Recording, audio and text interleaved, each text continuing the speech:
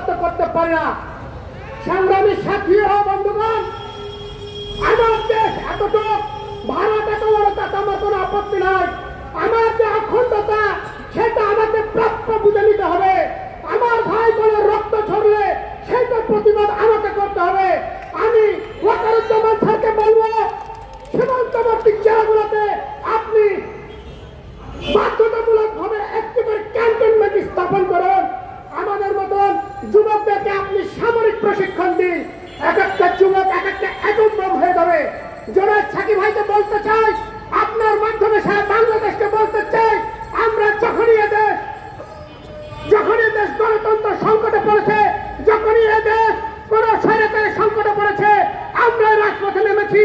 আমরা যুবকরা, আমরা ছাত্ররা, আমরা কর্মচারী, কৃষক, যুবক মিলে এই দেশকে উদ্ধার করেছি। প্রয়োজনে যদি আবার আমাদেরকে রক্ত দিতে হয়, ভারতের বিরুদ্ধে যদি রক্ত দিতে হয়, আমরা রাজি আছি। এই দেশের সিন্ডিকেট আগে ভারত নিয়ন্ত্রণ করত, হাসিনা নিয়ন্ত্রণ করত, এখন সিন্ডিকেট তারা নিয়ন্ত্রণ করে। এই প্রশ্ন আপনাদের কাছে আমি রেখে গেলাম। আজও আমরা স্বাধীন বাংলাদেশে আইনা ঘরে বাস করি। আউটসোর্সিং এর যতগুলো ভাই বোন আছে, তারা যে আইনা ঘরে বাস করে, আপনারা সুন্দর চোখের পানি ধরে রাখতে পারবেন না। তাদের মাতৃত্বকালীন ছুটি দেওয়া হয় না।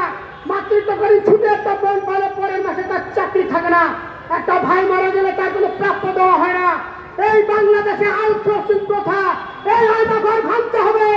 এই আইনাঘর ভাঙার জন্য জুলাই থেকে নেতৃত্বে, গণসংহতি আন্দোলনের নেতৃত্বে আমার একটি বিপ্লব করবো ইনশাআল্লাহ। সুপ্রিয় দর্শক শ্রোতা, আপনাদের সকলে সুস্বাস্থ্য দীর্ঘায়ু কামনা করে নিই আমার বক্তব্য শেষ করছি। খোদা হাফেজ। বাংলাদেশ জিন্দাবাদ।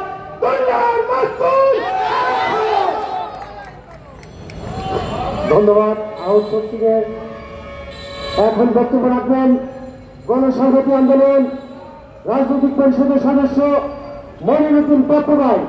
এখন বক্তব্য রাখবেন রাজনৈতিক পরিষদের সদস্য মনিরুদ্দিন পাপ্পু ভাই।